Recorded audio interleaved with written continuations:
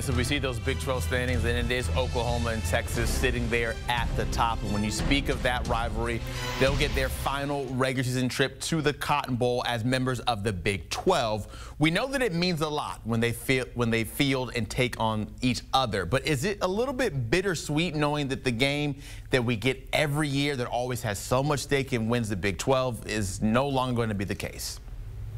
Yeah, I mean, think about this. Greg Sankey, the SEC commissioner, is going to be at this game, but Brett Yormark, the commissioner of the Big 12, is not. Now, he says he's already seen both teams twice. It should be Greg's stage. And it is a little sad. This has been, one of the best rivalries in the country going back to 1900. You've got all kinds of, possibilities coming into this game. Here's a name you need to remember, though. Davis Bevel. Anybody remember him? No, crickets? Anybody? Davis Bevel started this game for Oklahoma last year. Dillon Gabriel was hurt. He had a concussion. So this redshirt senior started the game. He's thrown 62 career passes. I think he threw only 12 or 15 in this game.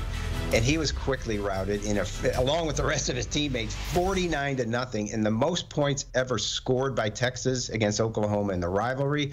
Oklahoma's worst shutout loss ever. I think this is a revenge game for Oklahoma. Dillon Gabriel, who I mentioned, only a handful of players since 1996 through 5 games, try to stay with me on this, was completed 75% of his passes, had at least 15 touchdowns and less than 2 interceptions. Dillon Gabriel's among about 6 guys who have done that.